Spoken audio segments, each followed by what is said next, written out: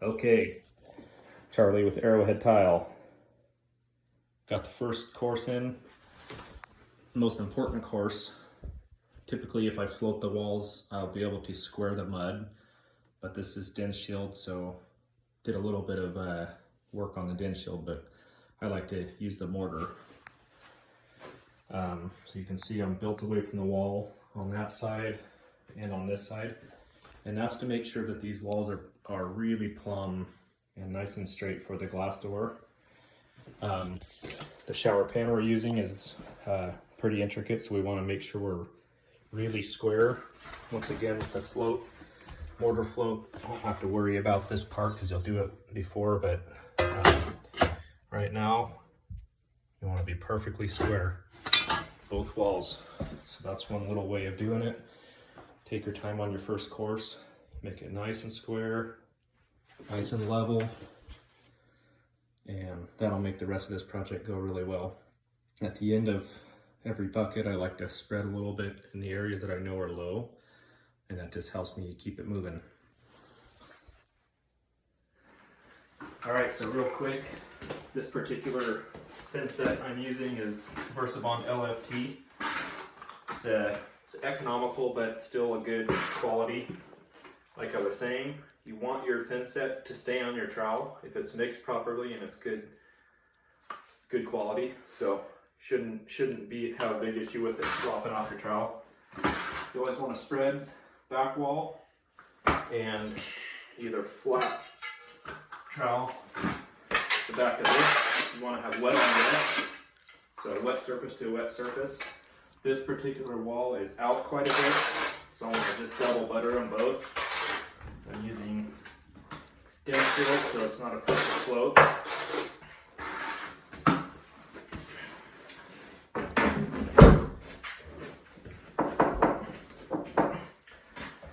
Always make sure you're leveling, save you a lot of time down the road.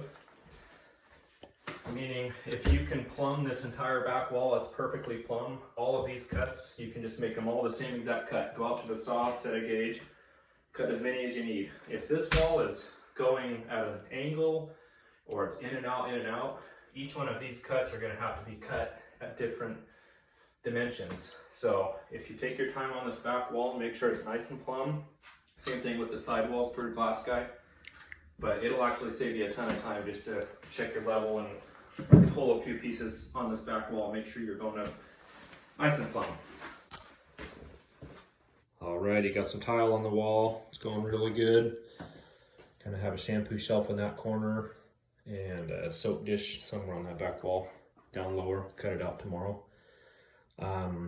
We went with a straight set or a stacked pattern on this where it's just all the lines match up instead of running it a 50% stagger or a 1/3 stagger.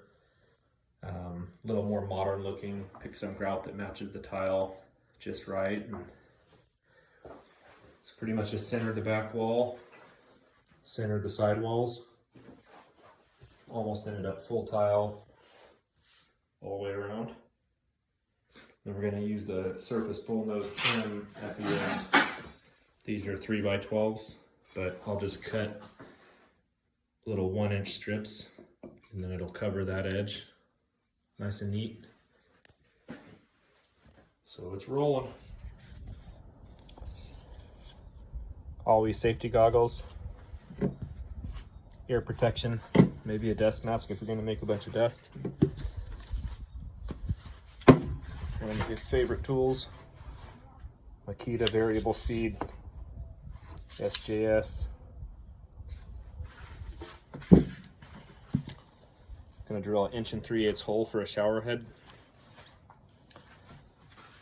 This red bit, again from Daltile, it does really good with heat. Other ones you got to keep them really wet. This one you can pretty much drill all the way through that without getting it wet, but I do just to prolong the life of my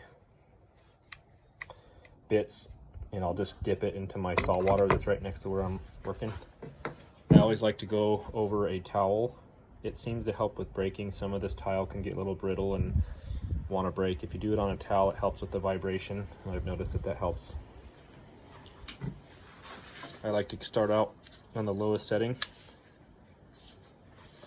You can make a template out of wood, same size, have someone hold it, clamp it, whatever. I just do it by hand and start at an angle. Hold it real tight, start at an angle, and then once it digs itself in, it'll catch in that groove and be able to just roll it down. That takes a little practice.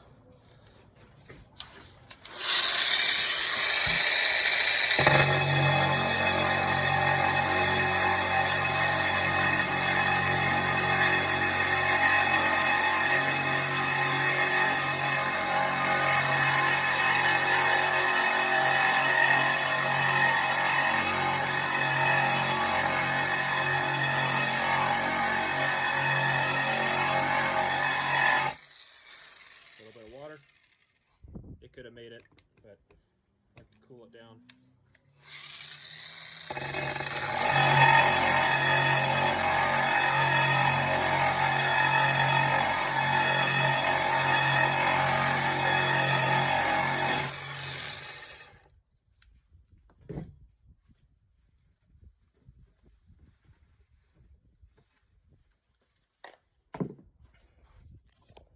Nice hole. Easy. Okay, we got all the walls set.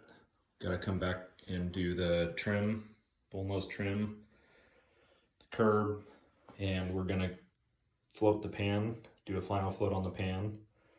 So layout worked out really good. Like I was saying, check your layout, double, triple check it, check your ceiling.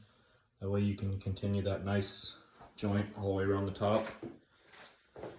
Back wall, nice and plumb. Was able to make all the same cuts, both sides. Went to the saw one time and made all the cuts. Really super easy.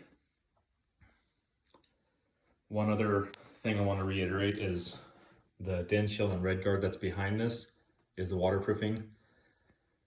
You do not even need tile in a properly waterproof shower. You could put a door on and shower without the tile. That's how these are designed. You really want the waterproofing to be perfect. So the tile is just for looks. It's just the beauty of it. Technically, you could take all the tile down and shower in it and you'd have no issues. But we want a nice, beautiful shower to look at. So I'll get going on the float. Float will be the same steps we did on the pre-float. This one has to be pretty perfect because it's taking a mosaic, but if you want to see the other steps, check out some of the other videos.